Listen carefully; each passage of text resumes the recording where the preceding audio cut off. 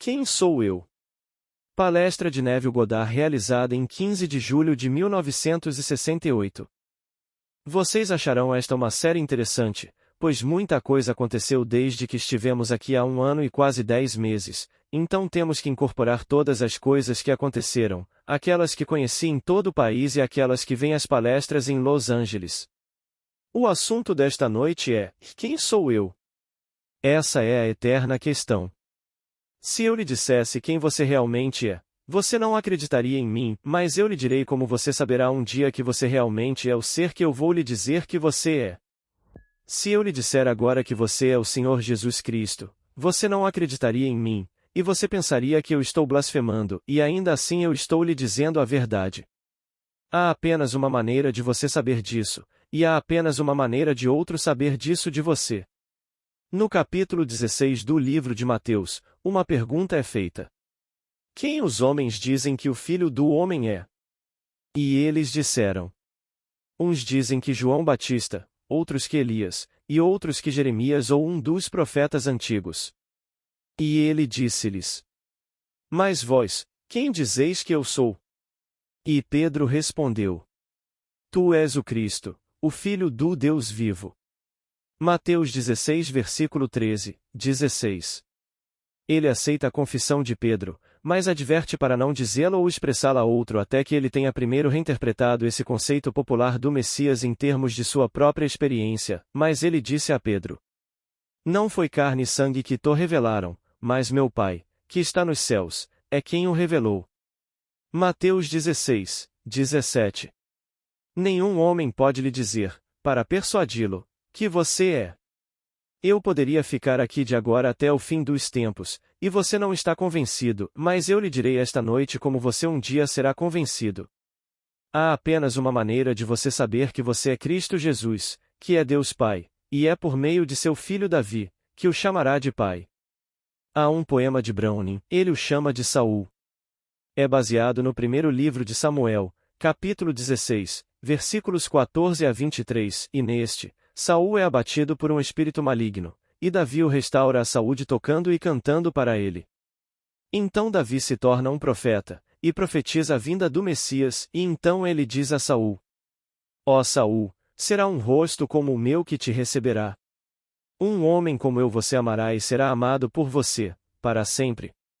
Uma mão como esta abrirá para ti os portões de uma nova vida. Veja o Cristo de pé. Fim da estrofe 23, de Saul de Robert Browning.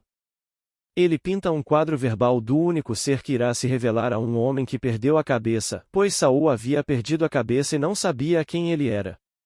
Neste exato momento, se você conhece uma família, eu sou de uma família muito grande, de 9 irmãos e uma irmã.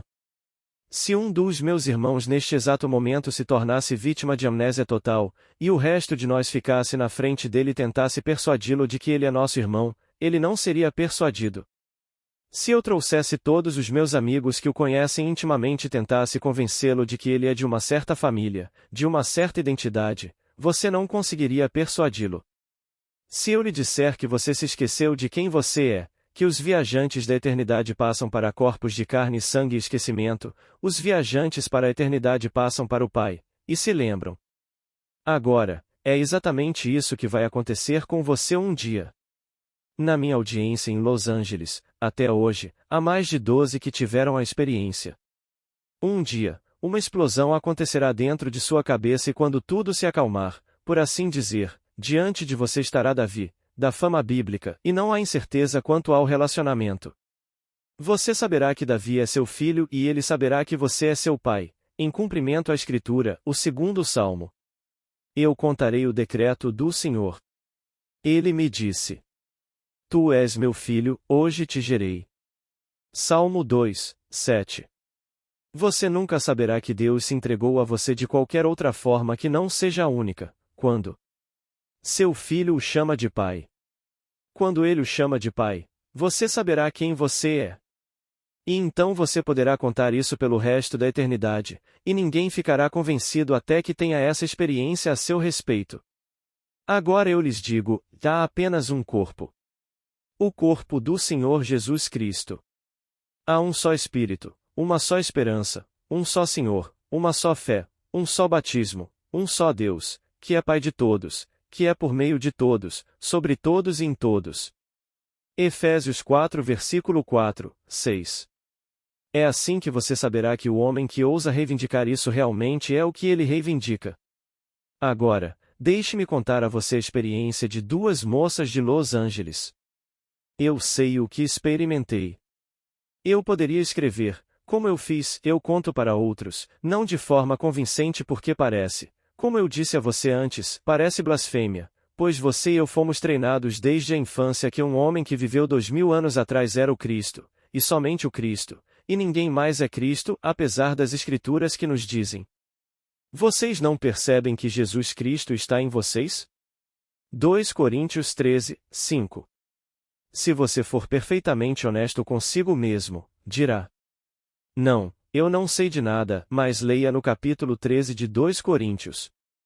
Vocês não sabem que Jesus Cristo está em vocês? E aquele que está unido ao Senhor é um espírito com o Senhor, e que ele transformará nossos corpos humildes para serem de uma forma com seu corpo glorioso.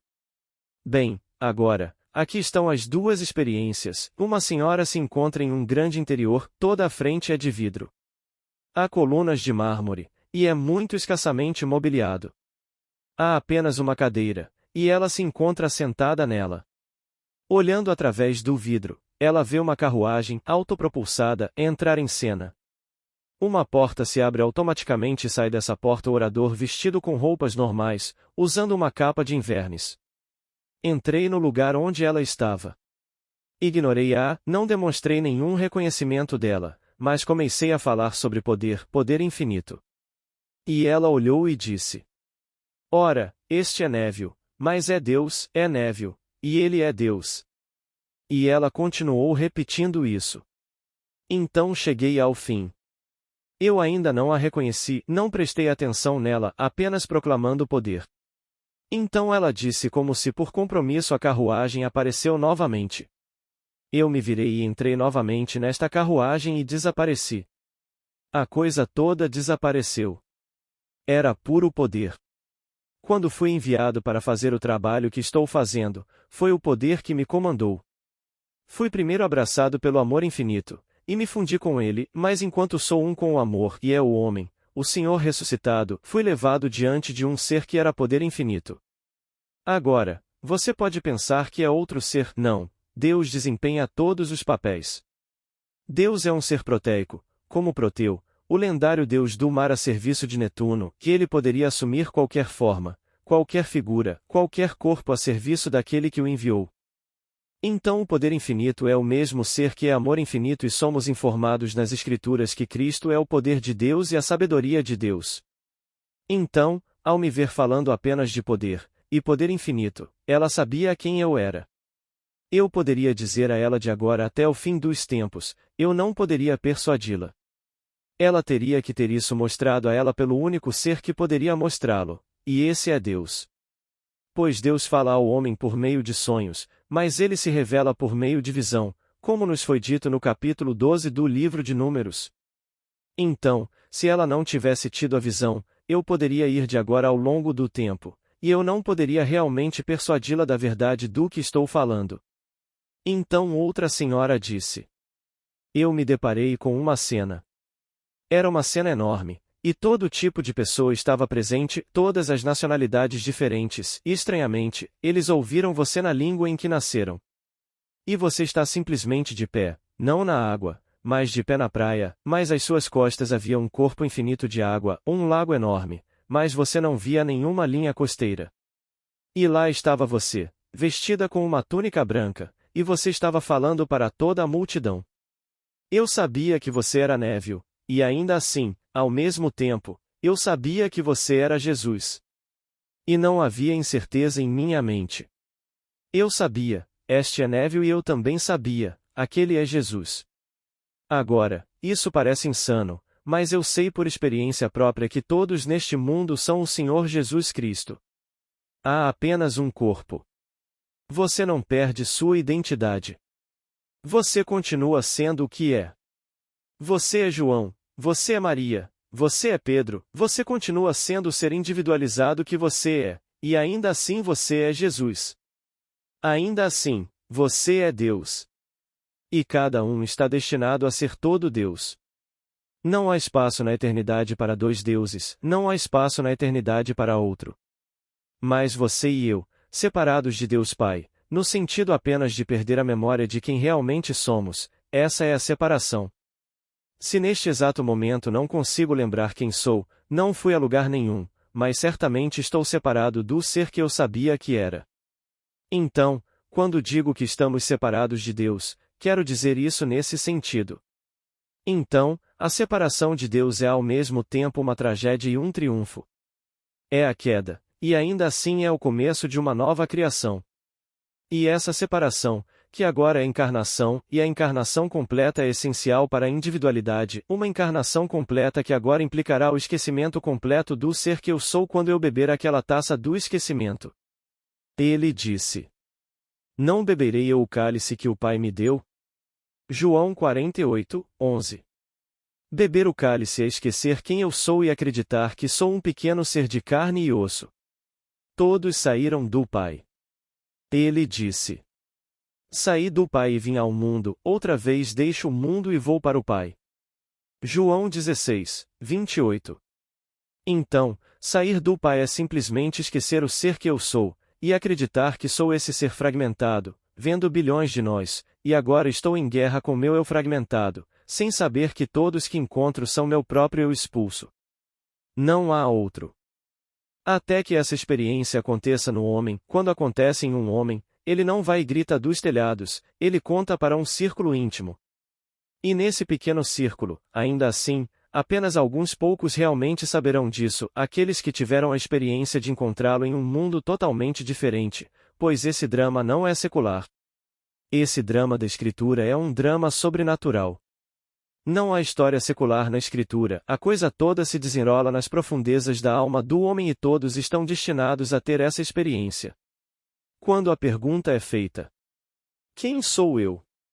Você não pode perguntar isso a ninguém, exceto a alguém como Pedro, mas Pedro tem a revelação, não de um livro, não do raciocínio. Ele não se sentou para racionalizar a imagem.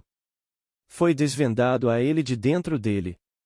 Então a voz disse: Carne e sangue não poderiam ter dito isso a você, mas meu Pai que está no céu, e o céu está dentro de você, revelou. Mateus 16, 17, paráfrase, revelou de uma forma que você viu a verdade do que agora declara. Então eu aceito sua confissão. Mas agora, então, deixe-me reinterpretar esse conceito que o homem tem sobre o Messias.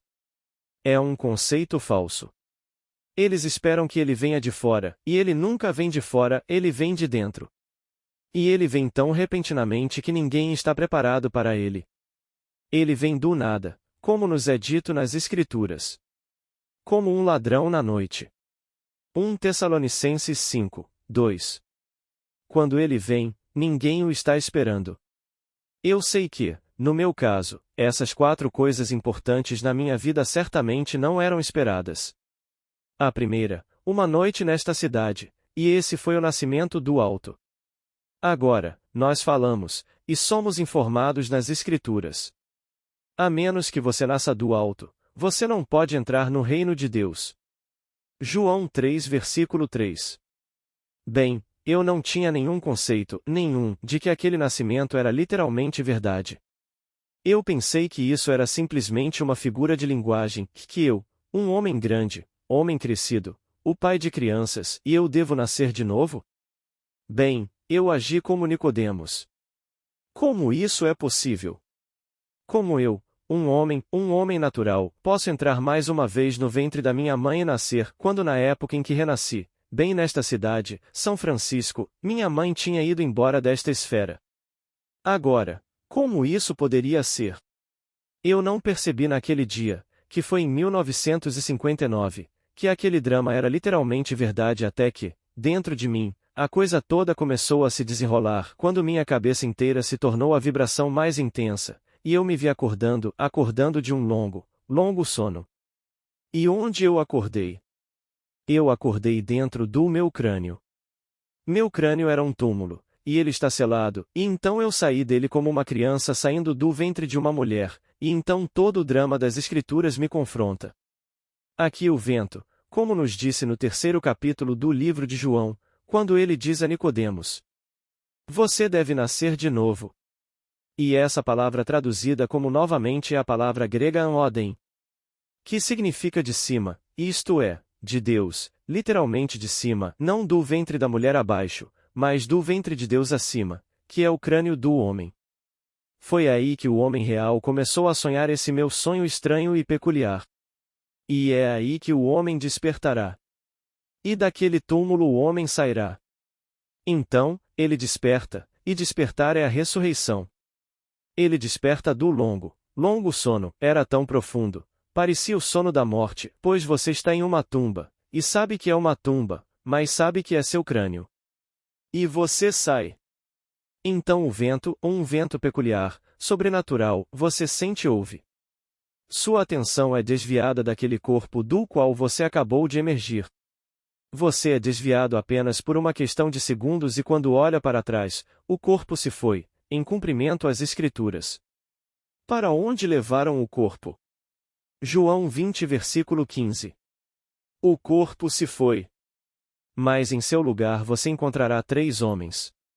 No meu caso, eles eram meus 3 irmãos mais velhos. Lá estavam eles onde o corpo estivera antes, apenas alguns segundos atrás, deitado. Eles também foram perturbados pelo vento e que agora se foi deste mundo, levantou-se e começou a caminhar em direção ao que ele pensava ser a causa da perturbação. Ele não deu mais do que alguns passos quando algo atraiu sua atenção no chão e, olhando para baixo. Ora, ele disse, é o bebê de Neville. Meus outros 2 irmãos disseram: como Neville pode ter um bebê? Com isso, ele não discute o ponto, ele levanta a evidência. Ele levanta uma criança pequena enrolada em faixas e a coloca na cama, e então eu levanto a criança pequena, e nos termos mais carinhosos eu disse: como está meu amor? A criança tinha o sorriso mais celestial. Quando ele abriu esse sorriso, toda a cena se dissolveu. Esse foi o primeiro dos atos principais. Então vieram os outros 3 atos poderosos para completar os 4 lados do homem. Então, eu sei por experiência própria, não estou teorizando, o que está reservado para cada criança nascida de mulher. Não importa se aqueles que você conhece além do véu não têm essa experiência. Eles não estão mortos. Nada morre no reino de Deus. Eles são restaurados à vida, restaurados instantaneamente. Isso eu sei por experiência própria.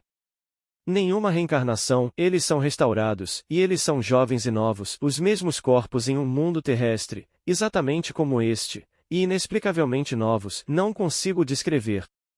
Como alguém pode cair aos 90 anos, murcho e encolhido, com dor, e quando você o vê, em questão de momentos, ele tem apenas 20 anos. Ele não é um bebê. Ele é jovem, inexplicavelmente novo. Nenhum membro está faltando. Se ele tinha um membro faltando, ele não está faltando. Se ele tinha cabelo faltando, dentes faltando, pernas faltando, ele não está faltando. Se ele era cego, ele não é cego. O corpo é restaurado, mas não ressuscitado. Ressurreição difere completamente de restauração. Todos os corpos são restaurados. É um milagre. E o ser ainda continua em um mundo como este. Aqueles que são ressuscitados não entram naquele mundo. Eles estão no céu. Eles são um com o corpo do Cristo ressuscitado, sem perda de identidade. E cada um que é restaurado, e todos são restaurados, eles continuam em um mundo como este, com os mesmos problemas. Eles se casam lá também, e eles têm tanto medo de morrer lá quanto eles têm aqui, e eles morrem lá também, para serem restaurados novamente. E essa restauração continua até que eles acordem na tumba de seu próprio crânio, e quando eles têm o nascimento de cima. Então, quem sou eu? Aquele mesmo de quem se fala nas Escrituras. Você faz essa pergunta: quem sou eu? E a resposta é: eu sou o Senhor Jesus Cristo. Mas você não sabe realmente até que experimente. Mas eu prometo a você, você experimentará. Ninguém pode falhar pela simples razão de que é Deus, e somente Deus, que está desempenhando o papel. Ele está desempenhando todos os papéis. Então, quando Davi entra em seu mundo, não há outra maneira de você saber que você realmente é o Senhor Jesus Cristo. Agora, ouça as palavras cuidadosamente. Ninguém lhe fez a pergunta. Os saduceus, que são chamados de cientistas de sua época, eles não acreditavam na ressurreição, então eles disseram a ele, para fazê-lo tropeçar: Mestre, Moisés disse que na ressurreição a esposa do homem. Primeiro, ele pinta o quadro. Ele disse que Moisés disse que se um homem é casado e morre sem deixar descendentes e tem irmãos, então o segundo deve se casar com a viúva para gerar descendentes para seu irmão. Bem, havia 7 irmãos. O primeiro se casou e morreu, sem deixar descendentes, e o segundo a levou. Ele morreu, sem deixar descendentes, e o terceiro a levou. Finalmente, todos se casaram, todos morreram, sem deixar descendentes, e então ela morreu. Agora, diga-me, de quem ela é esposa na ressurreição? E ele respondeu: Vocês não conhecem as Escrituras, pois na ressurreição nem se casam nem são dados em casamento. Os que são considerados dignos de alcançar aquela era, nem se casam nem são dados em casamento, pois são filhos da ressurreição. Eles são filhos de Deus, e o Filho de Deus é um com Deus, pois eu e meu Pai somos um. Mas aqueles que não alcançaram aquela era, eles continuam se casando e são dados em casamento. Lucas 20 versículo 28, 36. Então, aqui está um conceito totalmente diferente do que é ensinado sobre o que é seu futuro. Seu futuro real é Jesus Cristo. Não há outro corpo. Não há outro espírito, um ser, fragmentado. Agora, veja como nos foi dito no Antigo Testamento. É o Salmo 82. E Deus tomou o seu lugar no conselho divino, no meio dos deuses ele realiza o julgamento. E eu digo: Vós sois deuses, todos vós, filhos do Altíssimo. No entanto, morrereis como homens e caireis como um só homem, ó príncipes. Salmo 82 versículo 1, 6, 7. Dizem os estudiosos que esta é a passagem mais difícil de entender em toda a Bíblia, que se em algum momento as ideias eram perenes, elas não são mais compreendidas pelos estudiosos do mundo porque só podem ser conhecidas por meio da visão. Um homem, agora ouça as palavras. Ele nos escolheu nele antes da fundação do mundo. Efésios 1, 4. Portanto, quem caiu? O único homem. Ele caiu por um propósito, nada de errado. Não havia nada de errado naquela queda. Se eu te coloco em vestes de paixão, como você é, essas são todas vestes do mundo animal, cheias até transbordar de paixão, e então eu te digo sob ameaça de morte você não deve entreter um pensamento concupiscente, você nunca me condenou. Se você me diz que o resultado da minha concupiscência é a morte, bem, então eu devo morrer. Mas, no entanto, eu digo: Vós sois deuses. E morrereis como homens. Vocês cairão como um só homem, ó príncipes. Salmo 82 versículo 6, 7. Então, o homem único está espalhado, como uma rocha sendo quebrada e fragmentada. E todos agora devem ser reunidos no mesmo ser único, um corpo, mas glorificado em razão da experiência.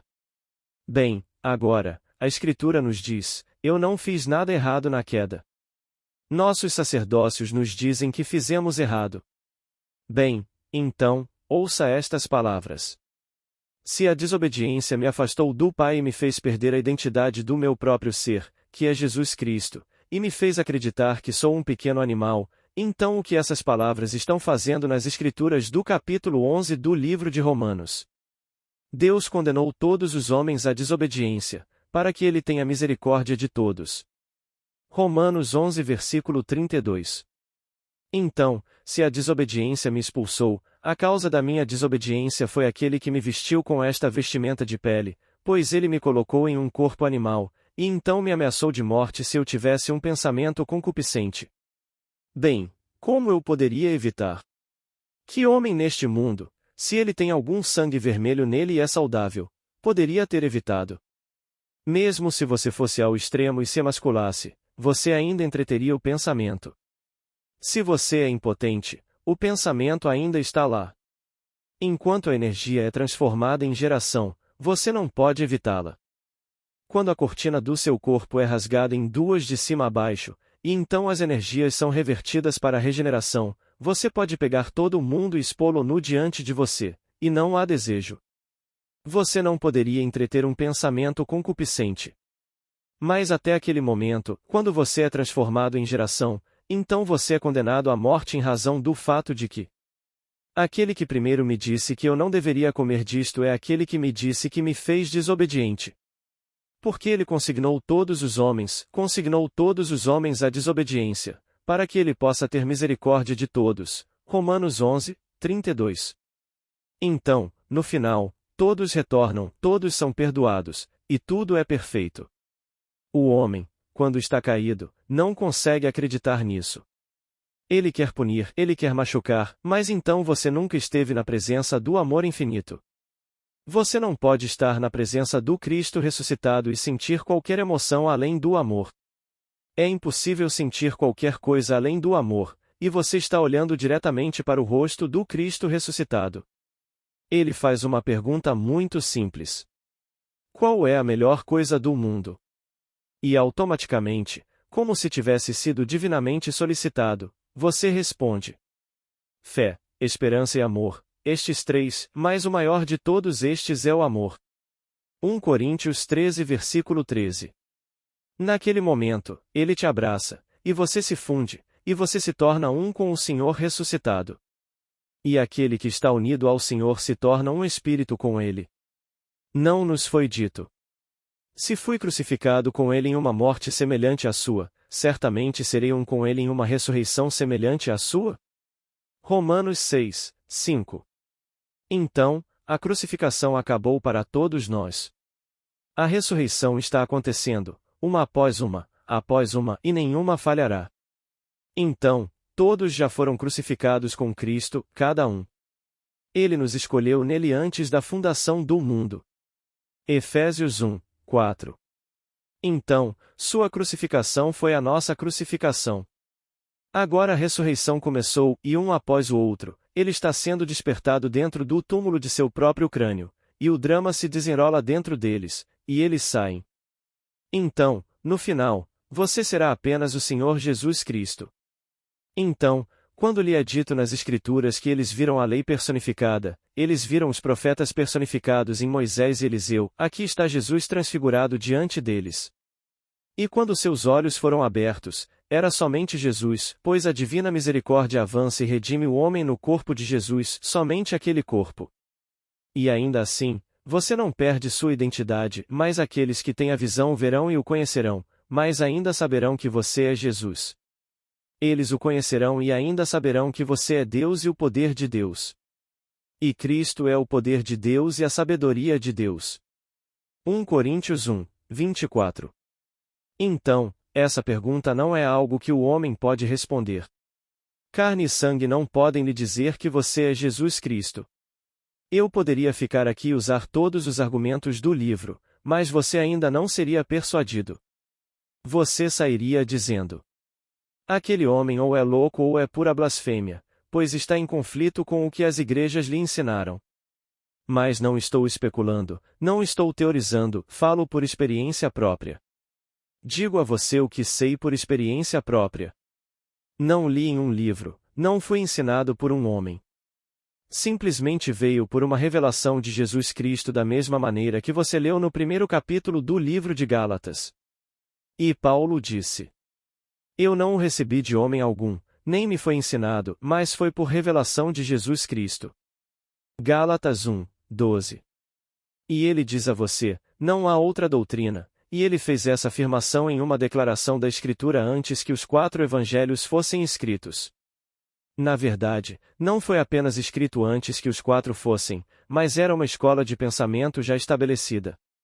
O livro mais antigo do Novo Testamento é a Carta de Paulo aos Gálatas, e ninguém a data depois de 52 depois de Cristo, e ainda assim nossos evangelhos vão de 70 depois de Cristo até 95 depois de Cristo.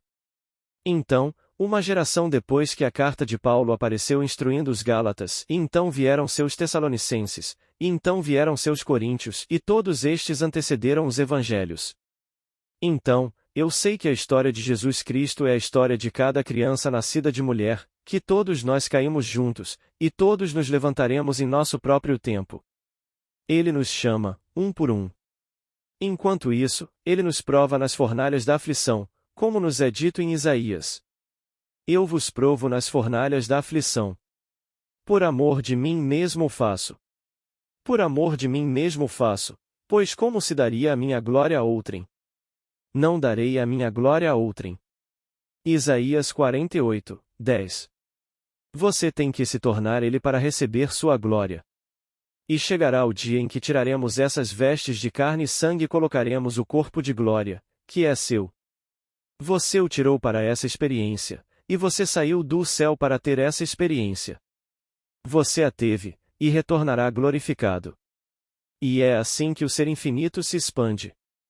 Não há limite para a translucidez, para a expansão, há apenas um limite para a contração, e o homem é o limite da contração.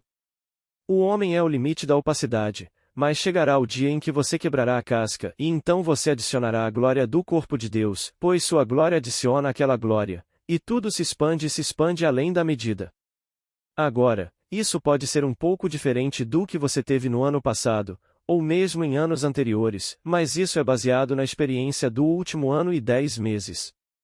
Não é minha experiência pessoal, pois eles remontam a 1959, mas quero dizer esta confirmação daqueles na audiência. Agora, uma dama terá a experiência desta maneira. Ela seguirá o padrão, não de Abraão, mas seguirá o padrão de Sara.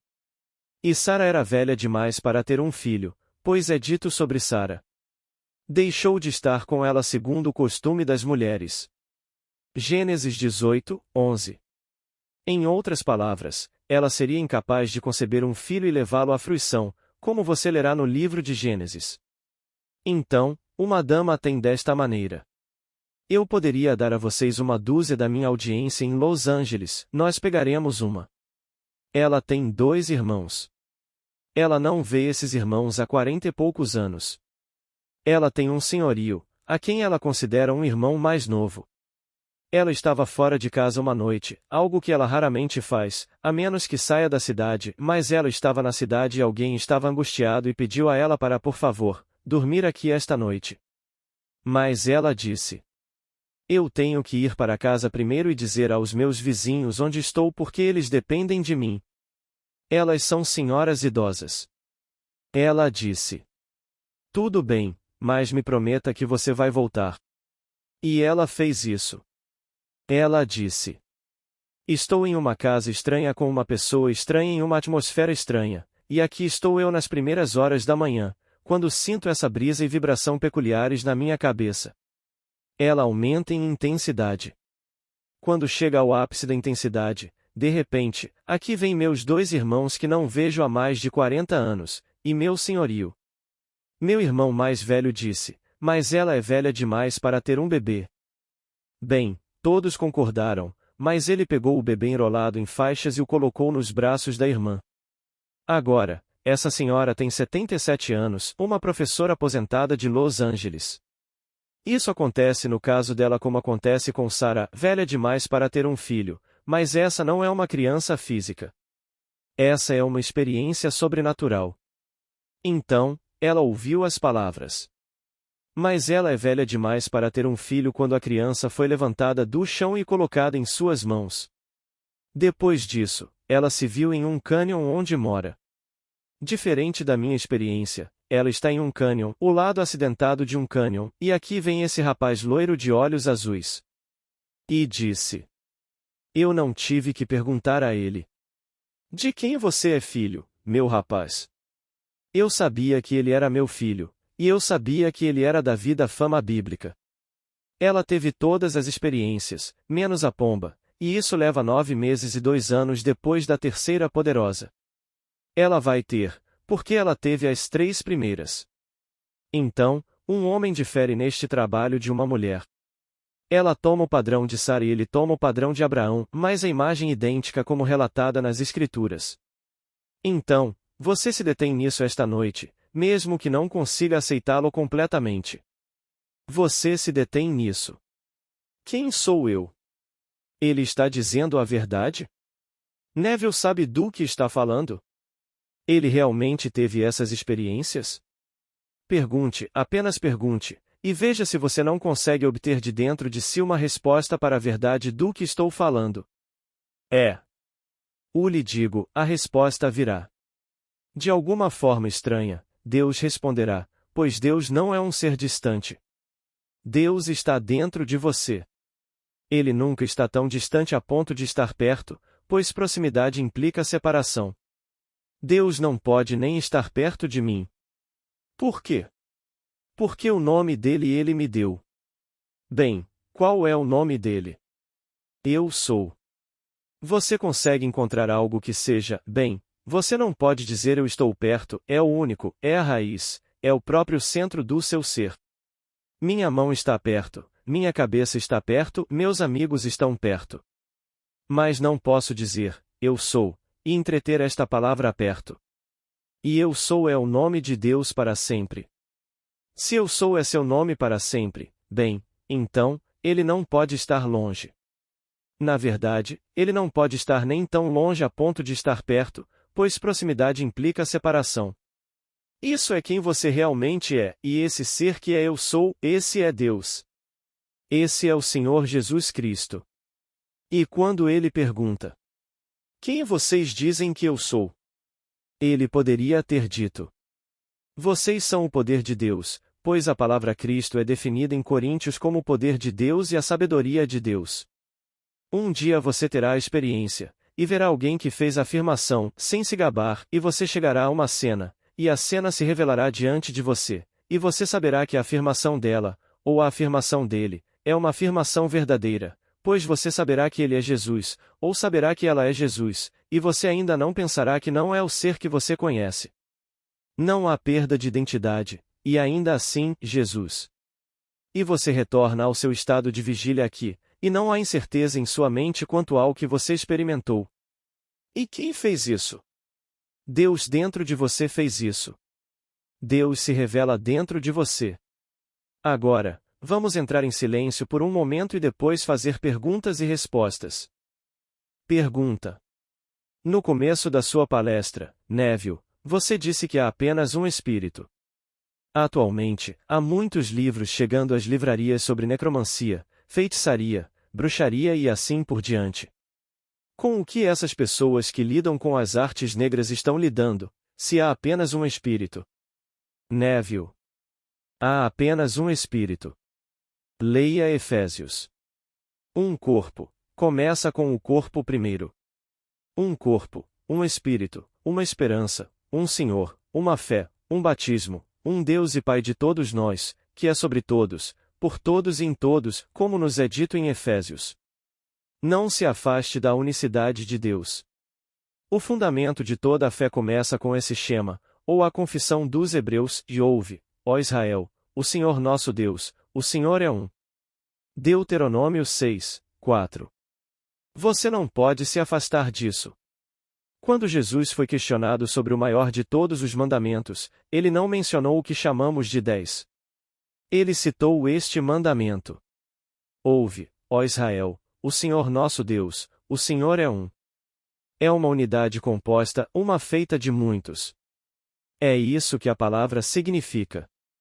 A palavra Elohim é uma palavra plural, e é uma, mas, ainda assim, sendo plural, é feita de muitos. Há bilhões de nós, mas todos nós somos parte daquele corpo único. Aquele corpo único caiu. Aquele corpo único se levantará, levando consigo tudo, mas em seu próprio tempo, para o novo templo vivo. Não me importa quais livros saem. Muitas pessoas pensam que porque algo é impresso, é verdade, mas nada poderia ser mais falso do que isso. O jornal da manhã que sai, isso é impresso. É verdade? Nada além de violência e publicidade. Tenho um esquema que quero apresentar, então recorro aos meus agentes de imprensa e eles escrevem todas as mentiras do mundo e o jornal o imprime, e você lê. E porque você lê no jornal, deve ser verdade.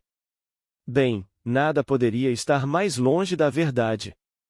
Mas porque a imaginação cria a realidade, ela se provará na performance, e Deus permite isso.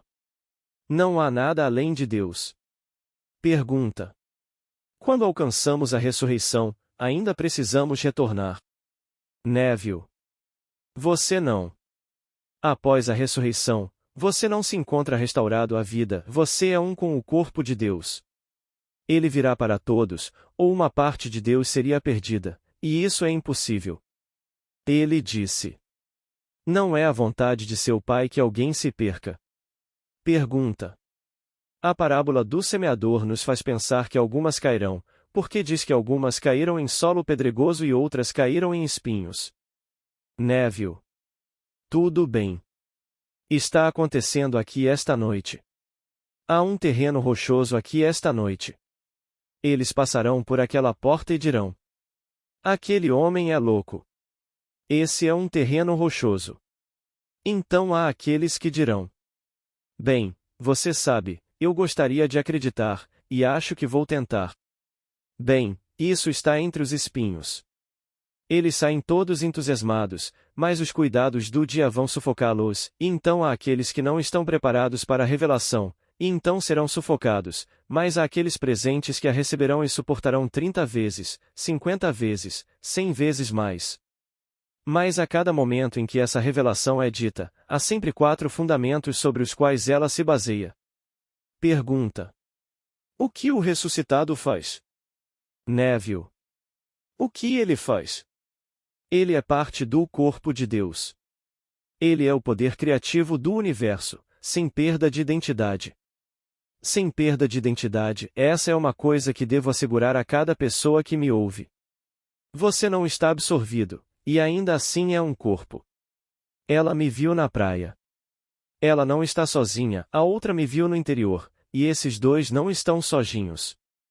Dezenas me encontram do lado de fora à noite, além do mundo dos sonhos, fazendo este trabalho, ensinando a palavra de Deus, e eles sabem que o professor é Neville, mas eles também sabem que ele é Jesus, e eles também sabem que ele é o poder de Deus, e alguns sabem que ele é Deus.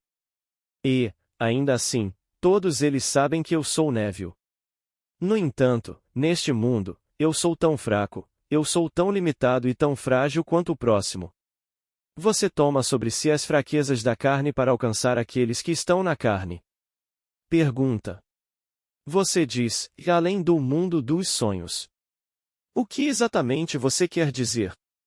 Neville: há um mundo além do mundo dos sonhos, e é lá que o verdadeiro trabalho é feito. Pergunta: o que é o mundo dos sonhos? Neville: o mundo dos sonhos? Bem, realmente, para ser brutalmente franco, você está agora no mundo dos sonhos. Este é um sonho, um pesadelo. Este é um sonho.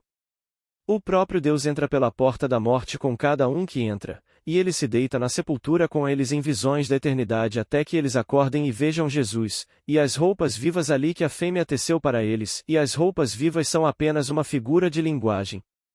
Estas são as roupas vivas, referindo-se ao corpo, que a fêmea, minha mãe, teceu para mim, e quando eu as tiro depois de acordar, esse é o pano de linho, e eu não posso tirá-lo até que eu seja ele, pois Jesus é aquele que ressuscita, ele é o ressuscitador.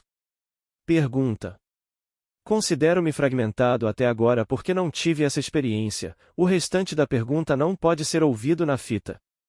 Neville: você consegue dividir a eu sou?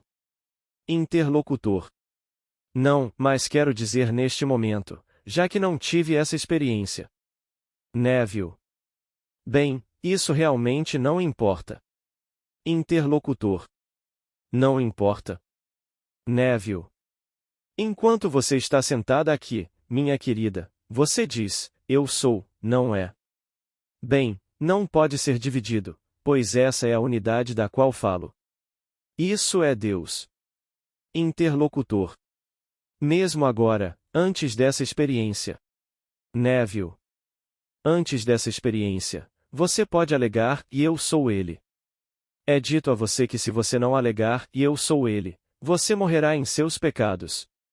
João 8, 24.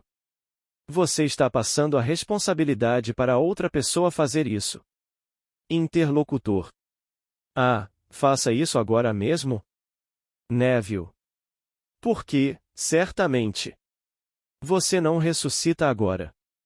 Isso vem em seu próprio tempo, mas você exerce o poder de Deus agora, pois o poder de Deus é seu próprio maravilhoso eu sou humano. Isso é Deus. Então, quando você diz: estou derrotado, tudo bem, esse é o poder de Deus, e você será derrotado.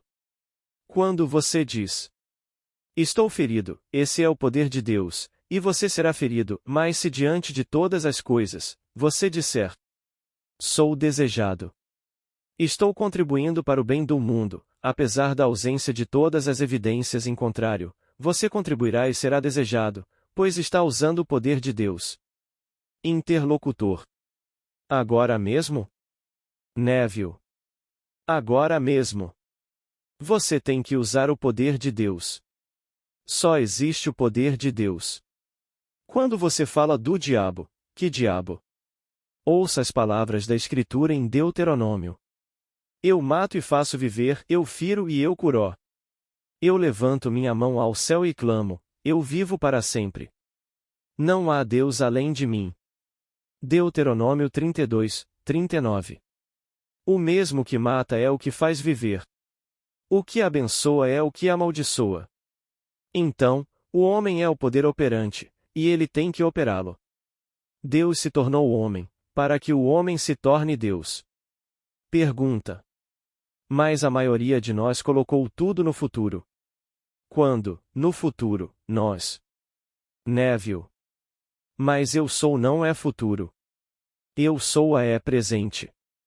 Ele não disse, eu era Deus. Eu sou o Senhor. Não há passado e futuro, é simplesmente eu. Então, use o poder agora. Alguma outra pergunta, por favor? Pergunta. Não consigo entender por que eu escolheria, quando eu estaria desfrutando de uma sensação de paraíso, de um ser celestial, sonhar com esse tipo de experiência estúpida. Neville. Você ouviu a pergunta? É uma pergunta interessante. Mas, posso lhe dizer, minha querida, isso não é estúpido, uma experiência estúpida. Isso foi um plano. Isso não é algo que é o resultado de algum pensamento emergencial da parte de Deus. Isso foi planejado no começo dos tempos. Ele nos escolheu nele antes da fundação do mundo. Efésios 1, 4. Pergunta. Bem, por quê? Neville. Por quê? Para expandir. Se Deus foi terminado para sempre, e não poderia se expandir, então ele é um Deus finito. Ele tem que atingir o limite de contração para quebrá-lo. Ele tem que morrer para provar que ele realmente vive. E, então, este é um desafio constante e maravilhoso para sempre. Imagine a alegria quando todos nós acordamos, e a coisa toda parece ser a coisa mais assustadora no começo. Mas nós tínhamos fé, como Abraão, fé em Deus de que ele poderia morrer e ainda assim não morrer. E, então, o poder que vem como um aumento de poder e um aumento de sabedoria, um aumento de luminosidade, não deixe ninguém lhe dizer que Deus é um produto acabado. A verdade é uma iluminação cada vez maior. Pergunta. Por que os Kennedy tiveram que sofrer? Eles perderam 2 meninos. Neville. Minha querida, eu não diria que os meninos sofreram. A família deixada para trás sofre, sim. Nós nunca reconhecemos nossos próprios corações.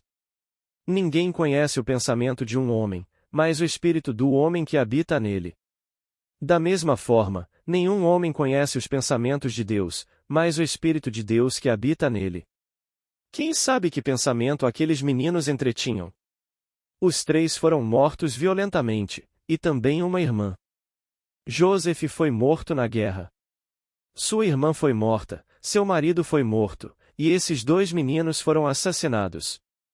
Quem sabe que pensamentos eles entretinham?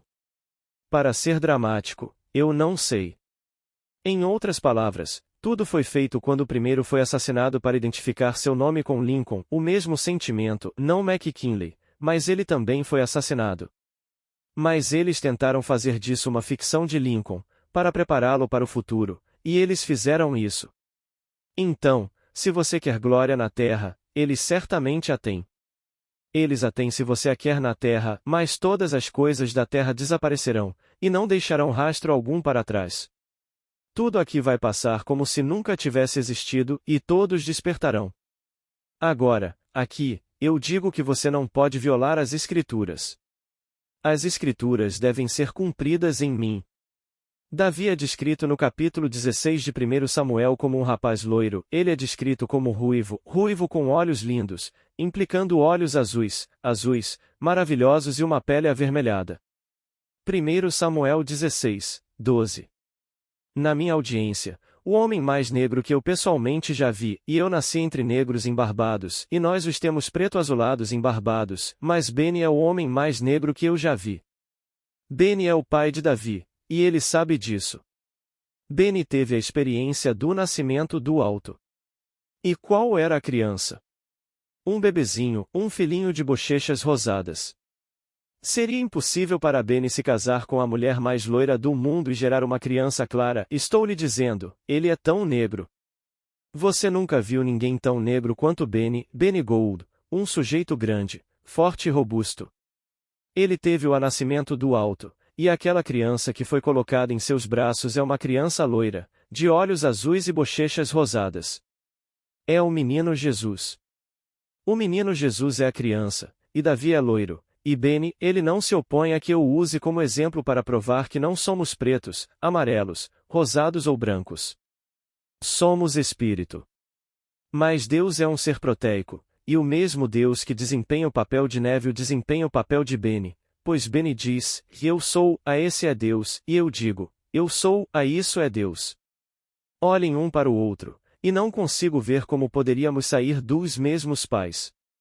E não saímos, nós somos os pais. Nós somos os pais. Pergunta inaudível. Neville. Minha querida, Deus não quis, mas Deus dá ao homem total liberdade de escolha. Ouça estas palavras. Eu coloco diante de você hoje a vida e a morte, bênçãos e maldições, o bem e o mal escolha a vida. Deuteronômio 30, 15. Depende inteiramente do homem. Se eu não fosse livre em minha escolha, eu seria um fantoche. Se eu tivesse que ser bom, eu não seria bom. Mas me dê escolha, e deixe-me cometer erros. O homem não reconhecerá sua própria colheita. Isso não poderia acontecer sem uma causa, e a causa está na imaginação do homem. A imaginação cria tudo. Isso é Deus no homem.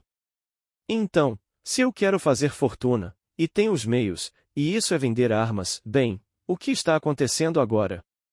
Que lobby, esse quando 200 milhões de pessoas realmente querem leis que protejam a vizinhança? Tenho que registrar meu carro. Por que não posso registrar uma arma? Eles não dizem que não posso ter uma arma.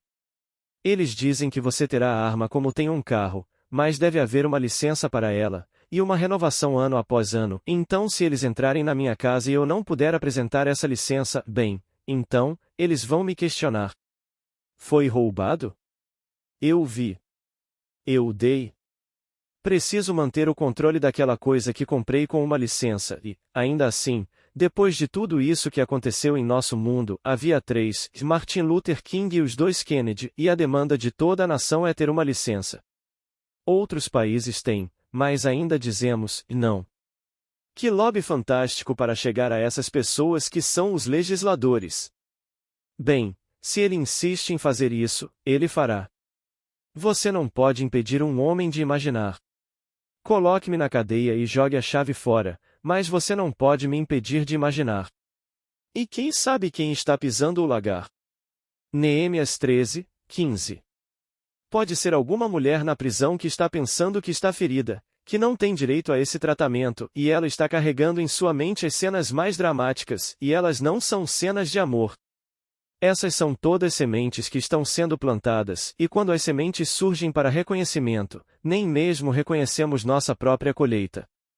Bem, acho que o tempo está quase acabando.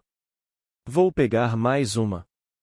Pergunta: lembro-me de uma passagem que diz: o céu e a terra passarão, mas as minhas palavras não passarão. Mateus 24, 35. O que significa as minhas palavras? Neville. Ele é a palavra. A palavra escrita deve ser correspondida pela palavra viva. A escritura deve ser cumprida em mim, então eu venho como a palavra viva. Se eu sou a palavra viva, então o que acontece em mim deve ser paralelo ao que Deus escreveu por meio de sua promessa na palavra escrita. Pergunta inaudível. Neville. Discriminar. O céu é simplesmente a união final da humanidade com Deus, porque esse corpo, onde quer que Deus esteja, é harmonioso. Isso é o céu. O céu é a harmonia. Então, onde quer que esse corpo esteja, não há conflito. Isso é poder criativo infinito, sabedoria e amor, então a união com esse corpo é o céu. Então, o céu é realmente a união final da humanidade com Deus. E só há Deus. Não há nada além de Deus. Então, todas as coisas passarão, mas Deus não pode passar, e Ele nos redime, um por um por um. Onde? Em seu próprio corpo. De quem é esse corpo? Do Senhor Jesus Cristo. Então, quando um homem diz: bem, agora, eu sou uma pessoa muito sábia. Eu tenho um PhD, e eu tenho todos esses títulos, e tal, e eu não acredito em uma palavra do que você diz, está perfeitamente certo.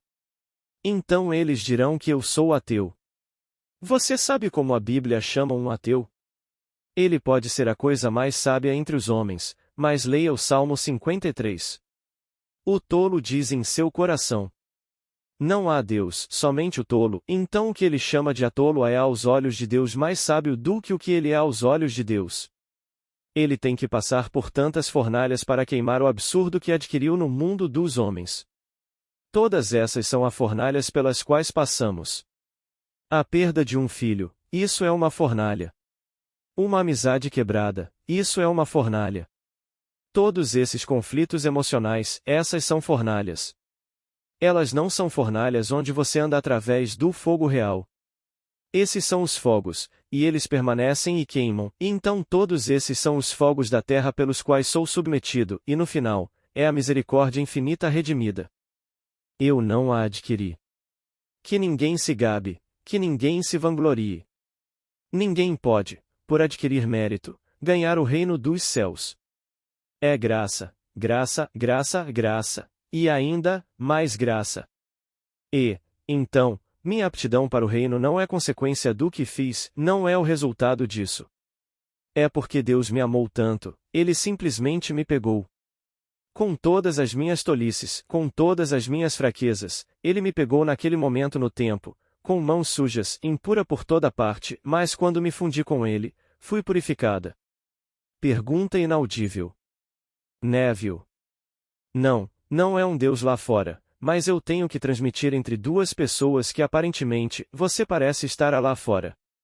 Estou falando de um Deus o tempo todo, mas repito novamente, como eu disse antes, Deus é um ser proteico. Um sonho é uma analogia disso. No meu sonho, há 1000 personagens que ocorrem no meu sonho. Eu os conjuro todos, e eu sou o ser que desempenha todos os papéis porque eu sou um ser proteico. No entanto, no sonho eu corro de mim mesmo, me assusto até a morte, até que um dia você acorda e percebe que é tudo você mesmo empurrado para fora. Todo esse vasto mundo é o sonho de Deus. Boa noite.